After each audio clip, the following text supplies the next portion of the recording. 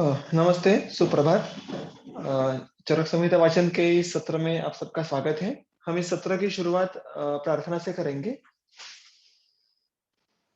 ओम सहनाववतु, सहनौ भुनक्तु, सह वीर्यं करवावहै, तेजस्विनावधीतमस्तु, मा विद्विषावहै।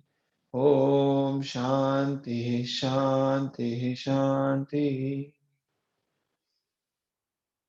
दीर्घमायुष्यस्वास्थ्यं त्रिवर्गं चापि पुष्कलं, सिद्धिं चानुत्तमां लोके प्राप्नोति विधिना पठन्।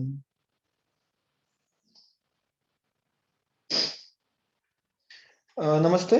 तो आज थोड़ा सा जो चरक संहिता वाचन में थोड़े अलग तरीके से कुछ प्रेजेंटेशन करने का प्रयास किया है, जो शायद से मेरे लिए सुलभ था, और वो इसलिए आज थोड़ा वीडियो ऑफ रख के, लेकिन जो हमारा आशय है वो थोड़ा अलग तरीके से आपके सामने रखने का प्रयास करूंगा। तो हमने अभी तक चरक सूत्रस्थान के जो पहले अध्याय के 45 श्लोक देखे थे, और हमने इसके पहले का जो श्लोक देखा था उसमें हमने दो श्लोक थे 44 45।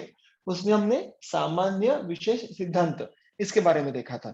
उसके बाद हमने आज जो 3 सूत्र देखने वाले हैं उसमें जो ये 46 एंड 47 ये जो सूत्र है, इनमें मुख्यत्वे आयुर्वेद का अधिकरण कौन है इसके बारे में कुछ चर्चा की है। संक्षिप्त में है लेकिन वैशिष्ट्यपूर्ण है। तो वो सूत्र और उसका अर्थ आज हम देखेंगे। पहले सूत्र क्रमांक 46 देखेंगे। सत्वमात्मा शरीरंच त्रयमेतत् त्रिदंडवत् लोकस्तिष्ठति संयोगात् तत्र सर्वं प्रतिष्ठितम्। ये सूत्र पहला है उस विषय का।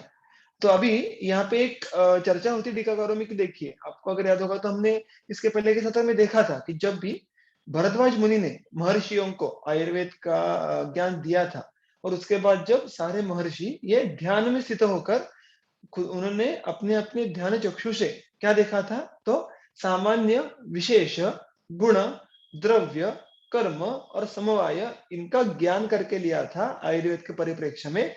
और फिर उनके आधार पर तंत्रोक्तम विधिम आस्थिता, तंत्रोक्त जो विधि है उनका पालन किया था।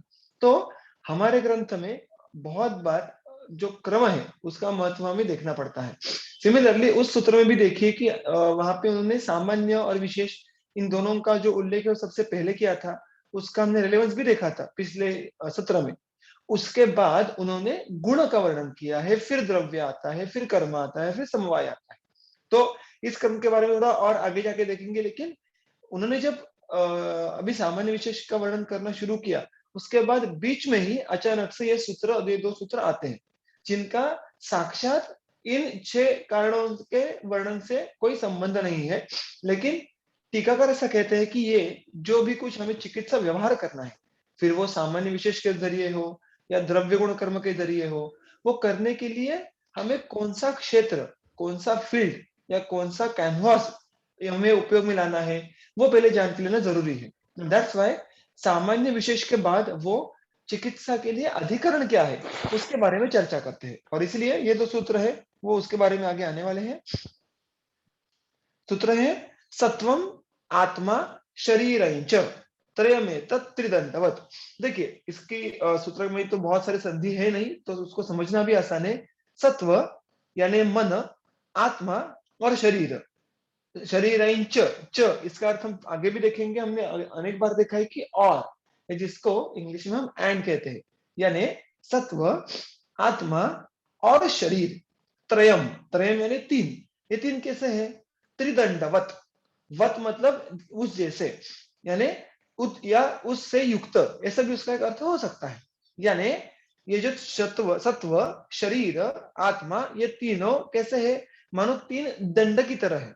दंड, इसका जो शब्दशः अर्थ है वो होता है पिलर यानी खंबा। तो ये तीन खंबे जैसे हैं। These three are like three pillars. अभी पिलर्स किस चीज के? और एक तो उनकी प्रॉपर्टी क्या होती है, देखो कि अगर तीन में से एक भी दंड या एक भी पिलर ठीक नहीं हो तो पूरा का पूरा जो स्ट्रक्चर है वो ब्रेक डाउन हो जाएगा। तो अगर स्थिर रहना है, स्थित रहना है, तो तीनों दंडों की उपस्थिति ये बहुत जरूरी होती है। और टीकाकार एक ऐसा भी बहुत इंटरेस्टिंग पॉइंट पुटअप करते हैं कि एक दंड इसलिए देयर एग्जिस्टेंस इज कोडिपेंडेंट, वो तीनों अच्छे से काम कर पाएंगे या संयोग को टिका पाएंगे अगर उनमें से सारे अच्छे हो। तो एक अच्छा हो तो बाकी दो को भी अस्तित्व में रहना, ये बात संभव हो पाती है। So this is a kind of codependent structure. तो उन्होंने कहा है कि त्रिदंडवत। लेकिन ये स्ट्रक्चर किसके लिए है, ये स्ट्रक्चर किस प्रयोजन से है? तो उन्होंने कहा है कि देखिए, लोकः तिष्ठति संयोगात, लोक संयोगात तिष्ठति। तिष्ठति शब्दशः इसका अर्थ है खड़ा रहना, टू स्टे। संयोगात, अब जब ये तीन जो दंड है उनका संयोग होता है तो उस पे लोकः तिष्ठति। लोक इसका लिटरल मीनिंग है वर्ल्ड। हम कहते हैं ना कि यह दुनिया। अब हम देखते हैं कि हमने हमारे भारतीय संस्कृति में, हमने पुराण में सभी सुना होगा, पढ़ा होगा कि भूलोक, स्वर्गलोक, पाताल लोक। So it is a world in itself. Similarly यहाँ पे वो क्या कह रहे हैं कि सत्व, आत्मा, शरीर, इनके संयोग से एक खुद की दुनिया बनती है, ऐसा मान लो। It is a world in itself which is made from the union of sattva, atma and शरीर। अब आपको अगर याद होगा तो हमने कुछ सत्र पहले ही देखा था कि आयु की व्याख्या क्या है। शरीर इंद्रिय सत्वात्मा संयोग, ये उसकी व्याख्या की है चरक संहिता ने इसी अध्याय में कुछ सूत्रों में पहले। अभी आप उस व्याख्या को और इस सूत्र को देखो तो बहुत अच्छे खासे मेल खाते हैं। लेकिन यहाँ पे उन्होंने इंद्रिय का उल्लेख नहीं किया है, क्योंकि इंद्रिय का समावेश शरीर के अंतर्गत हो जाता है, और इसलिए इंद्रिय आर इंक्लूडेड अंडर द शरीर इन दिस कैटेगराइजेशन। सो सत्व, आत्मा, शरीर, ये क्या है, ये तीन दंडवत है। और उनकी संयोग, हमने देखो कि यहाँ पे संयोग का शब्द का उपयोग किया है। वैसे ही पहले शरीर इंद्रिय सत्वात्मा संयोग आयु, ऐसा उसने वहां पे कहा था। यानी ये आयु, ये संयोग नामक एक चीज है, लेकिन वो जिस पे टिकी हुई है, वो जो तीन खंबे हैं, वो है सत्व, आत्मा, शरीर। यानी आयु ये आधेय है, और त्रिदंड ये आधार है, सपोर्ट सिस्टम है। और आगे की जो आखिरी का पद है वो बहुत ही महत्वपूर्ण है। तत्र सर्वम प्रतिष्ठित।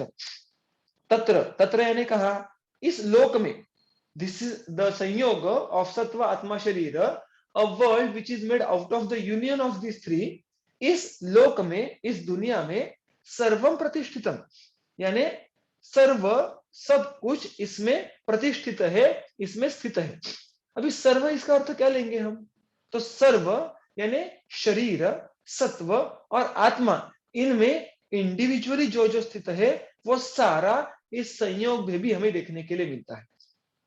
तो ये बात बहुत ही लॉजिकल है कि जैसे कि जो बेसिक स्ट्रक्चर है उसके ही रिफ्लेक्शन हमें इस यूनियन में देखने के लिए मिलते हैं। So basically they are trying to introduce here the संयोग पुरुष। आपने शायद से आपके फर्स्ट ईयर में पदार्थ विज्ञान, इसमें कभी कभी ये बातें हमने सुनी सुनी होती है, लेकिन इसमें कभी ज्यादा हम ध्यान देते नहीं है। तो इसलिए चरक के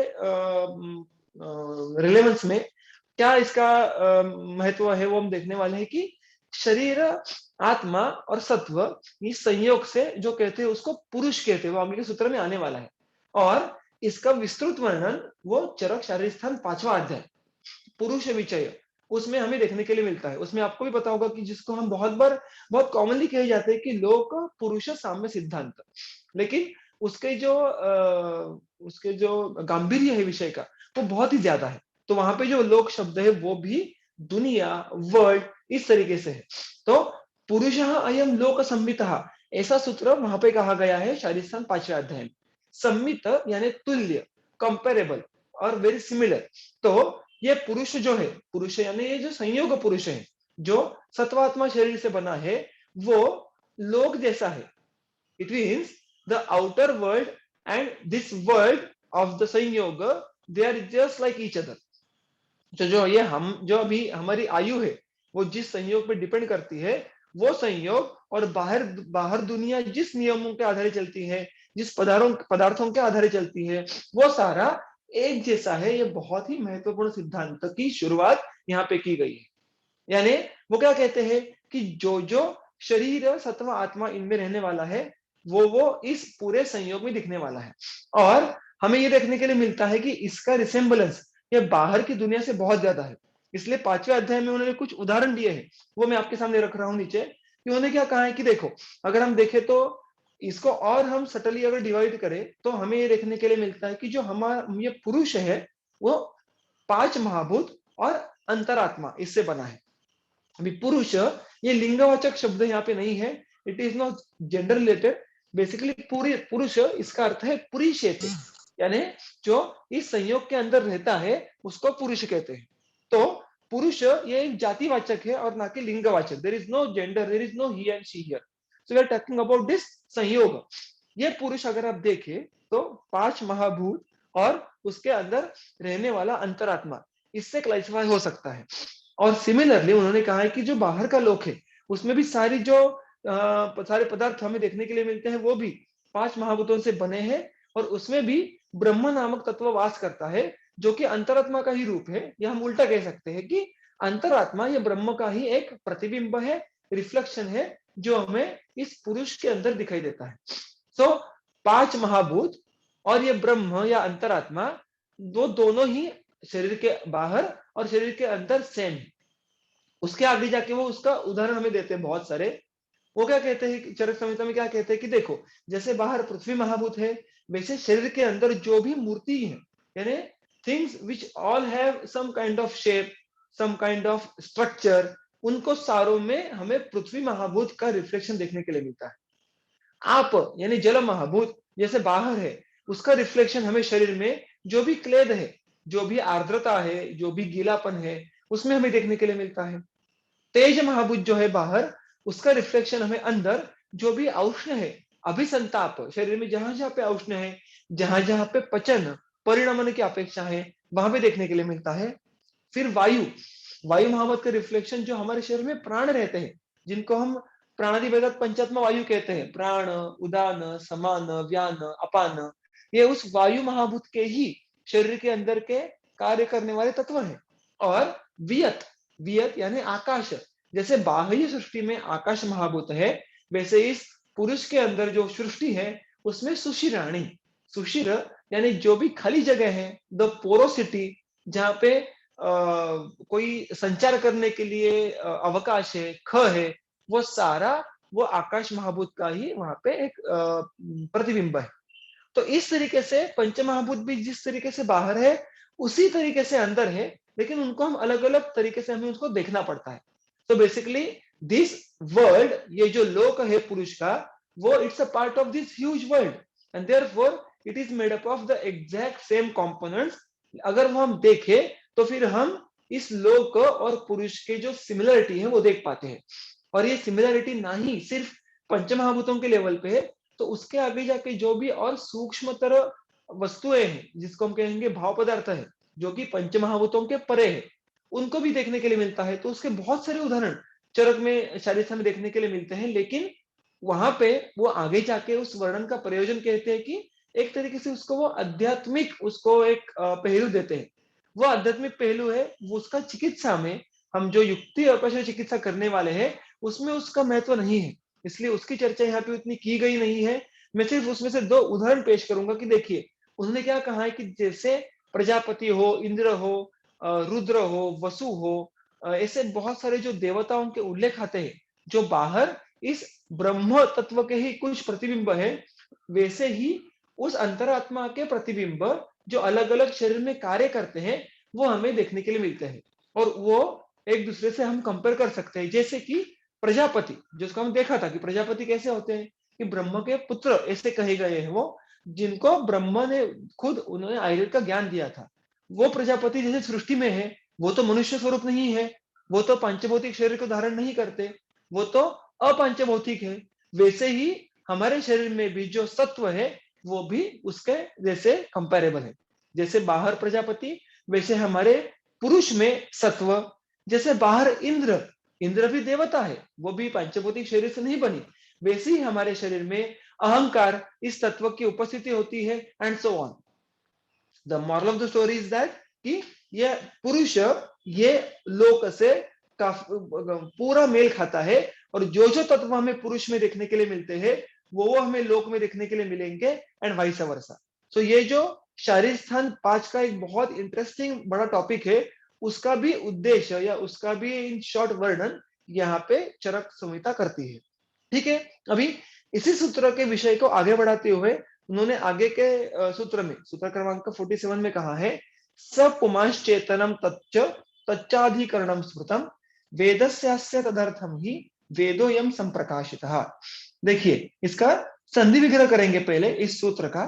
सह पुमान चेतनम तत् चेतनम तच्च तच्च अधिकरणम स्मृतम वेदस्य अस्य तदर्थम ही वेदः अयम संप्रकाशितः। अभी इसमें बीच में दूसरे पंक्ति में एक स्वल्प विराम आया है वेदस्य अस्य के बाद, वहां तक उसका एक वाक्य है। तो उस वाक्य को हम उसका वाक्य का अन्वय लगाने का प्रयास करेंगे। अन्वय हमने इसके पहले देखा है कि जो भी हमारी पूरी बहुत हद तक चरक संहिता और पूरी अष्टांग संहिता, इस तरीके से जो संहिताओं में हमें पद्यात्मक वर्ण देखने के लिए मिलता है, which is structured in a poetic manner, उसको कोई छंद होता है, they are in the verses, उनमें श्लोक होते हैं, तो उनको अगर हम कर्ता, कर्म, क्रियापद इस क्रम पे आधार पर रीअरेंज करें तो उसका अर्थ समझ के लेना आसान हो जाता है और उसी को हम अन्वय लगाना ऐसा कहते हैं। तो इसी तरीके से यहाँ पे जो वेदस्य अस्य तक जो भी सूत्र है उसको हम रीअरेंज करने का प्रयास करेंगे। देखो क्या अन्वय होता है। सह पुमान, सह मतलब वो, दैट और ही। अभी सह पुमान ये किसको लागू होता है, तो इसके पहले के सूत्र में जिसके बारे में वर्णन आया है उसी का वर्णन वो आगे कंटिन्यू कर रहे हैं। तो वो जो संयोग है जिसको लोक कहा है, जो त्रिदंडवत है, वो कौन है, सह पुमान तच्च चेतनम तच्च अस्य वेदस्य अधिकरणम स्मृतम। वो कौन है, वो पुमान, पुमान ये पुरुष इस शब्द का एक पर्याय नाम है। तो वो पुरुष यानी संयोग पुरुष है जिसमें आत्मा ये निवास करता है, आश्रय लेता है, उसको पुरुष कहते हैं। वैसे हमने थोड़ी देर पहले देखा था पुरुषे थे। तो हमारे लिए हम जिसको पुरुष कहेंगे वो है। वो कौन और कौन है, तच्च। देखो यहाँ पे च फिर एक बार दो आया है, जो दो बार आया है जो मैंने हाईलाइट किया है। तो और एंड ऐसा उसका अर्थ है कि यानी वो पुमान है, वो चेतन है और वो अधिकरण भी है। इस तरीके से इसका हम शब्दशः अर्थ ले सकते हैं। चेतन का अर्थ भी हमने इसके पहले देखा था कि चेतन या चैतन्य, ये जो शब्द हम बहुत बार उपयोग में लाते हैं बहुत अन्य अन्य भाषाओं में भी, उसका अर्थ है ज्ञानवत। तो ज्ञान से युक्त ऐसी जो एंटिटी है वो ये जो त्रिदंडवत पुरुष है वो है। इसके बारे में कुछ ज्यादा वर्णन आगे के सूत्र में आने वाला है। तो चेतन इस शब्द को और उसके अर्थों को हम आगे के सूत्र में देखेंगे। और अधिकरण, अधिकरण इसका अर्थ होता है आधार। तो ये अस्य वेदस्य अधिकरणम स्मृतम, इस वेद का ये आधार कहा गया है, अधिकरण कहा गया है। अस्य वेदस्य, देखो फिर एक बार यहाँ पे षष्ठी विभक्ति का उपयोग किया गया है। हमने क्या देखा था कि किसी का, किसी की, किसी के, ये षष्ठी विभक्ति का अर्थ होता है। तो इसलिए यहाँ पे उन्होंने क्या, उनको क्या कहना है, जो तीसरा जो उन्होंने संबोधन किया है कि अस्य वेदस्य अधिकरणम स्मृतम, कि वो जो इसके पहले में सूत्र में जो त्रिदंडवत पुरुष कहा गया है वो इस वेद का यानी इस आयुर्वेद का अधिकरण है। यानी हम जो भी वैद्य के तौर पे जो भी व्यवहार करने वाले हैं वो हम इस संयोग पुरुष पे करने वाले हैं। देखिए अगर शरीर है लेकिन सत्व आत्मा नहीं है, so it will be a dead body and we won't be able to do anything with the dead body, क्योंकि हमारा प्रयोजन ही धातु साम्य करके आयु का रक्षण करना है। और मृत शरीर में तो आयु का अनुबंध रहता ही नहीं है, उल्टा है। सत्व आत्मा इन पे कार्य करने के लिए हमारी युक्ति अपाश्रय चिकित्सा होगी वो कुछ काम नहीं करेगी, क्योंकि वो सब चिकित्सा के परे है, उसके लिए अन्य मार्ग है।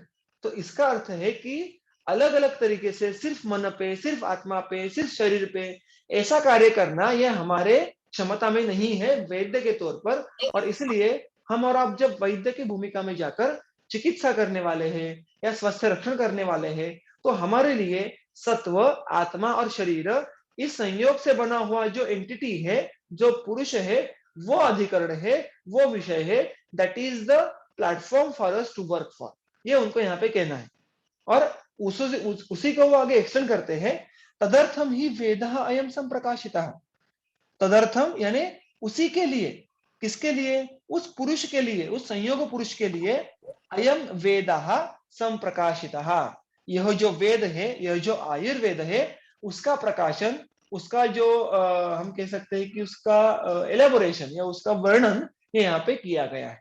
तो इस तरीके से जो सत्व, आत्मा, शरीर, इसका संयोग पुरुष है, वो आयुर्वेद का अधिकरण है।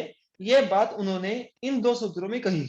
और यहाँ पे जो अधिकरण के बारे में वर्णन है वो पूर्ण हो जाता है।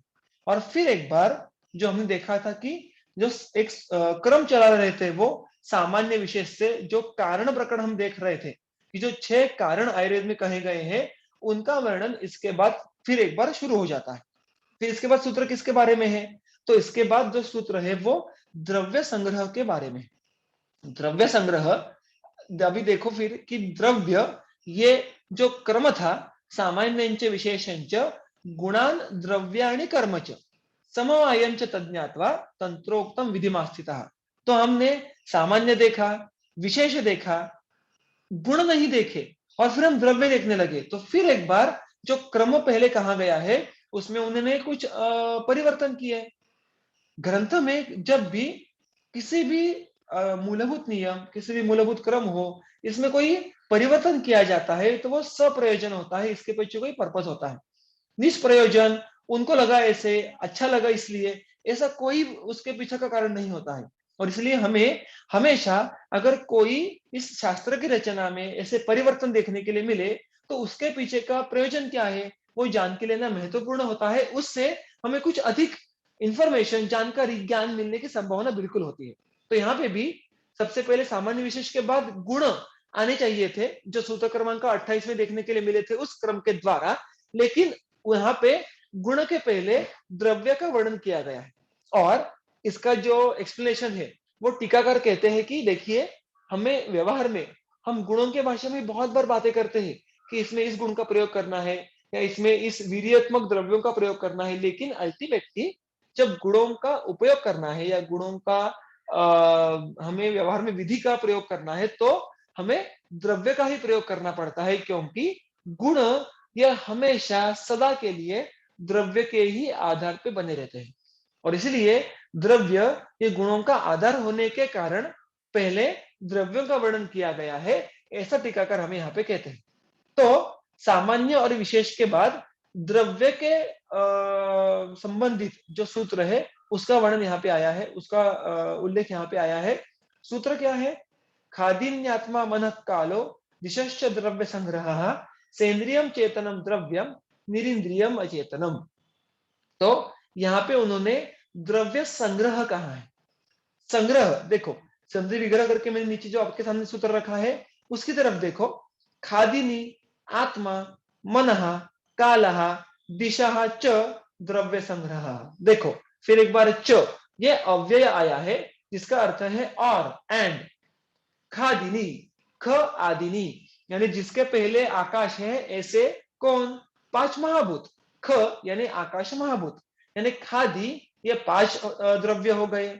आत्मा एक, मन एक, काल एक और दिशा एक, ऐसे कुल मिला के ये 9 द्रव्य हो जाते हैं जिनको द्रव्य संग्रह कहा है।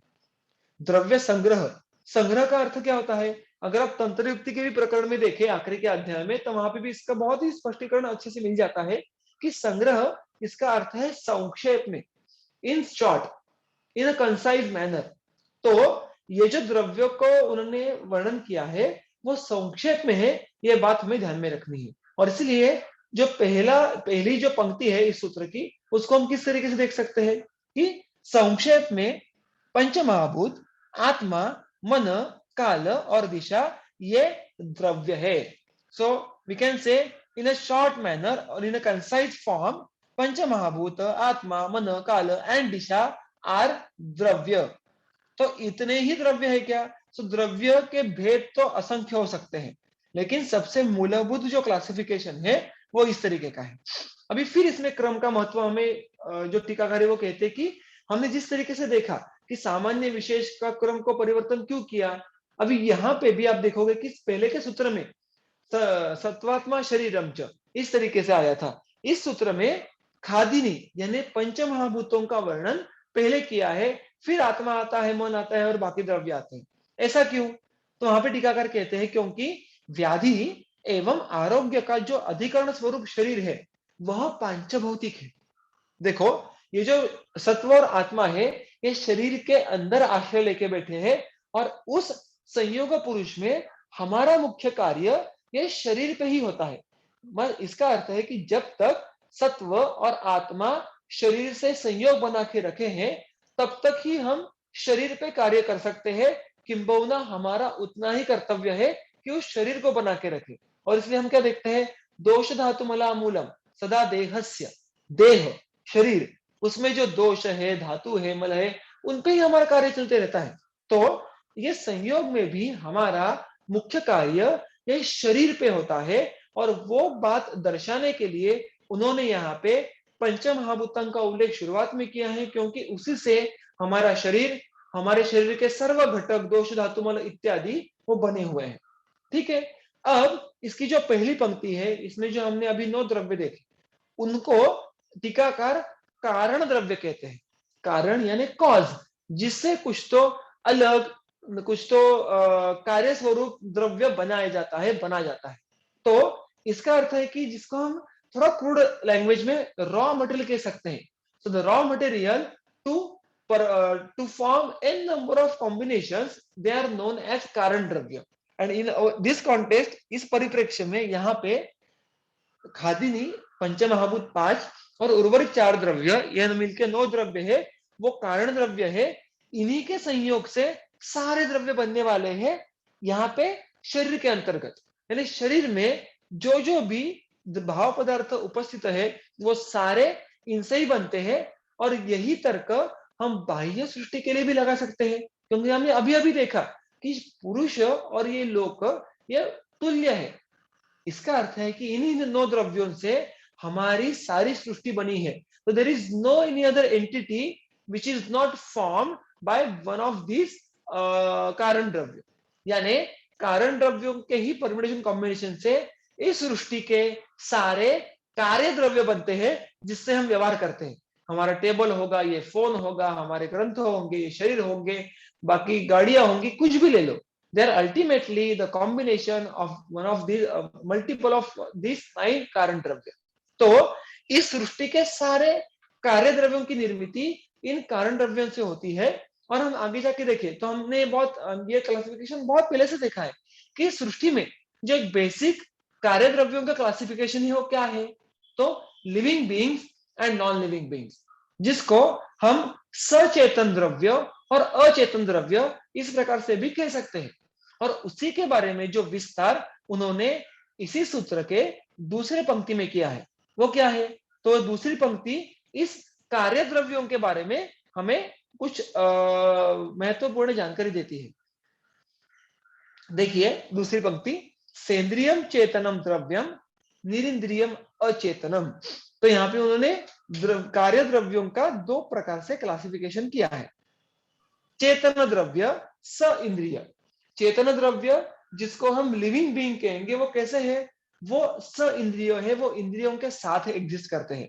और अचेतन द्रव्य वो किस प्रकार के होते हैं, निरिंद्रिय, जिनमें इंद्रियों का एब्सेंस होता है, अभाव होता है। तो एब्सेंस या अभाव होना इंद्रियों का ये अचेतन द्रव्यों का एक लक्षण है, और इंद्रियों का प्रेजेंस होना ये सचेतन द्रव्यों का लक्षण है। अब इंद्रिय, इसके बारे में थोड़ा देखेंगे कि इंद्रिय का प्रयोजन क्या है। तो हम देखते हैं कि इंद्रिय they are made for the perception from the outer world.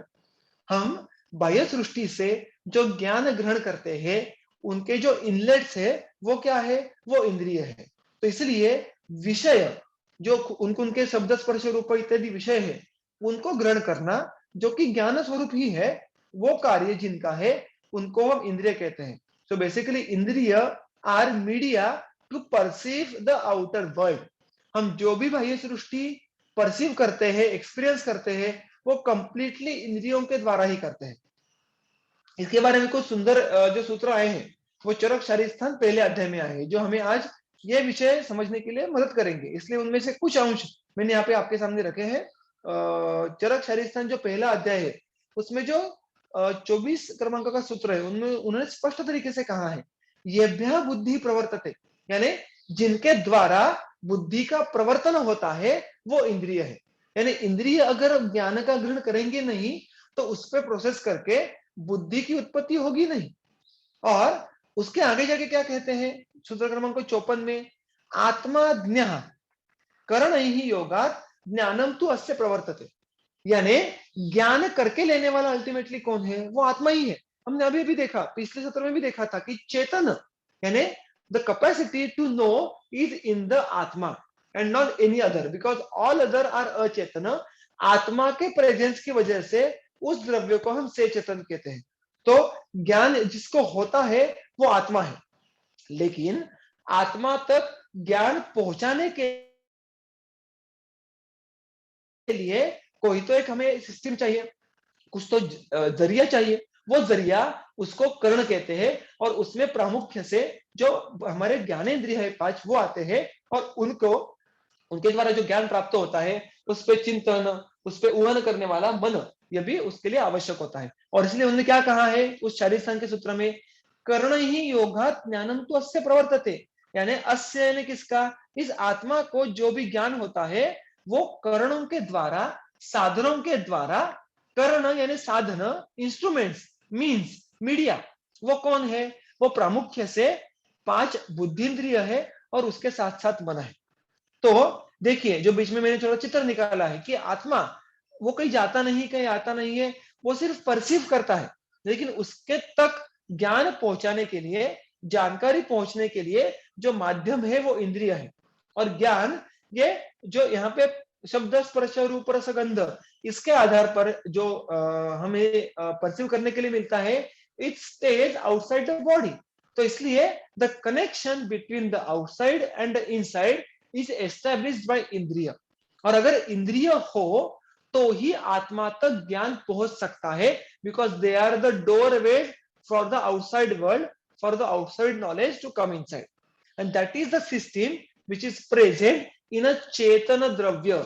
तो हम किसी द्रव्य को जब चेतन कहेंगे तो उसमें यह सिस्टम होनी चाहिए कि कुछ कोई भी ज्ञान ये इंद्रिय ग्रहण करके आत्मा तक पहुंचा रहे हैं और फिर आत्मा को ज्ञान हो रहा है। तो ये अभी आप देखोगे तो सिर्फ मनुष्यों में या प्राणी मात्रों में नहीं होता है, this system exist in the plant kingdom as well, isn't it. हमारे लिए तो बात बहुत ऑब्वियस है, लेकिन यहाँ पे ग्रंथकार वो भी बात रखते हैं कि वृक्षादियों को भी आप चेतन कहो। वो क्या कहते हैं, चक्रपाणी जी स्पष्ट तरीके से कहते हैं, वृक्षादीनम अपि चेतनवत्वम चेतनत्वम बोद्धव्यम, यानी इस तरह से हम वृक्ष इत्यादि जो प्लांट किंगडम के बहुत सारे लिविंग बीइंग्स है उनको भी आप चेतन द्रव्य मानो। उन्होंने बहुत ही अलग अलग सुंदर उदाहरण दिए हैं। उसका सिर्फ एक इंटरेस्टिंग उदाहरण मैं अभी अंत में आपके सामने रखूंगा। चक्रपाणी ने जो कहा है वो, चक्रपाणी क्या कहते हैं कि देखो जैसे सूर्य भक्ता यानी हमारा जो सनफ्लावर है, सूर्य फूल है, वो क्या करता है, जैसे जैसे सूर्य की गति बदलती है वैसे वैसे उस फूल की दिशा भी बदलती रहती है, यानी सूर्य फूल की जो भ्रमण की दिशा है वो की सूर्य की गति के द्वारा बदलती है। हम इससे क्या समझ सकते हैं कि उस सूर्य फूल को सूर्य के गति का अनुमान होता है, सूर्य की गति का ज्ञान होता है। इसका अर्थ क्या है कि वो सूर्य फूल ज्ञान का ग्रहण करने में सक्षम है। The surya phool is eligible और capable to perceive some knowledge from the outside world. देखो हमेशा सारे चेतन द्रव्यों में या सारे लिविंग बीइंग्स में पांचों के पांचों ज्ञानेंद्रियों की उपस्थिति होनी चाहिए, ऐसा बिल्कुल नहीं है। ऐसे संदर्भ देखने के लिए मिलते हैं कि जो पहले के कुछ जीव जंतु हैं उनमें एक इंद्रिय होते हैं, 2, 3, 4 ऐसे भी इंद्रियों की उपस्थिति हो सकती है। मनुष्य ऐसा मनुष्य या अन्य कुछ प्राणी मात्र ऐसे उदाहरण है कि जिनमें पांचों के पांचों ज्ञानेंद्रिय हमें देखने के लिए मिलते हैं, but other living beings can be divide of 1, 2 और more gyanendriya, but yes there should be at least 1 gyanendriya. और अगर वो भी हो, एक भी ज्ञानेंद्रिय हो, तो भी हम उसको चेतन द्रव्य कह सकते हैं। और देखो जैसे कि यहाँ पे आप सूर्य फूल, ये क्लासिकल एग्जांपल है कि वो सूर्य के प्रकाश के द्वारा खुद के मुंह को मोड़ सकता है। That means it is indicative that it can perceive the light of the sun. तो इसका अर्थ क्या है कि हमें हमारे जैसा नाक, आंखें, त्वचा ये तो हमें फूल में देखने के लिए मिलता नहीं है। तो प्रत्यक्ष हमें उसका इंद्रियों का अधिष्ठान ये देखने के लिए मिलता नहीं है। लेकिन जिस अर्थ से उसको ज्ञान का ग्रहण हो रहा है, the way it is changing itself, that means it is perceiving the knowledge, that means there has to have a system which is capable of perceiving the knowledge and understanding it. इसका अर्थ है कि वहां पे हमें देखने के लिए मिलता नहीं है, लेकिन उसके अंदर भी इंद्रिय की उपस्थिति है। So it is indicative of the presence of indriya, and therefore it is also categorized under the context of चेतन द्रव्य, which proves कि वृक्षादि द्रव्य भी चेतन है। तो एक हमारे अभी हम जब हमारे स्कूल या बायोलॉजी के बैकग्राउंड से आते हैं तो इसमें कोई बड़ी बात लगती नहीं है, लेकिन वो सिमिलैरिटी एस्टेब्लिश करने के लिए किस कंसेप्ट का उपयोग किया है आयुर्वेद में, ये बहुत ही सुंदर यहाँ पे हमें देखने के लिए मिलता है। सूत्र क्या था देखो, I just go back to the second line of this सूत्र, सेंद्रियम चेतनम द्रव्यम, निरिंद्रियम अचेतनम, बस इतना ही था। लेकिन उस सूत्र के आधार पर जो टीकाकार है उन्होंने बहुत ही सरल तरीके से ये एस्टेब्लिश किया है कि देखिए इसमें ना ही सिर्फ मनुष्य, ना ही सिर्फ प्राणी मात्र, बल्कि वनस्पति कुल यानी पूरा जो प्लांट किंगडम है उसका भी समावेश होता है। और उसका जो प्रूफ है वो हम हमारे सिद्धांतों के आधार पर दे सकते हैं। इसका अर्थ है कि हमारे सिद्धांतों में ये पूरी ताकत है, पूरी शक्ति है कि ये जो हमारे शरीर के अंदर या शरीर के बाहर भी पूरी क्रियाएं चलती है, पूरी सिस्टम चलती है, उसका हम कार्य कारण भाव लगाने में सिद्धांत हमारे सक्षम है। जरूरत है कि हम हमारे शरीर को और शरीर के साथ साथ बाह्य सृष्टि को भी हमारे सिद्धांतों के द्वारा ही देखने का प्रयास करें। ठीक है, तो ये जो आज हमारे सत्र के विषय थे, 3 सूत्र, सूत्र क्रमांक 46, 47 और 48। 46 और 47 सूत्र में हमने आयुर्वेद का अधिकरण पुरुष कैसा है उसके बारे में देखा, और सूत्र क्रमांक 48 में हमने द्रव्य संग्रह यानी संक्षेप में कारण और कार्य द्रव्यों का क्लासिफिकेशन देखा। इसके आगे के सत्र में हम गुण, कर्म, इनके क्लासिफिकेशन के बारे में जो सूत्र है उनका वाचन करेंगे। अगर आपको कोई शंका हो तो आप अभी पूछ सकते हैं, या आप 2 सत्रों के बीच पे भी मुझे संपर्क कर सकते हैं। अगर किसी को कोई इसमें संशय ना हो तो हम हमारा आज का सत्र यहाँ पे समाप्त करते हैं, और आगे के सत्र के लिए फिर एक बार हम मंगलवार सुबह मिलेंगे। ठीक है, धन्यवाद।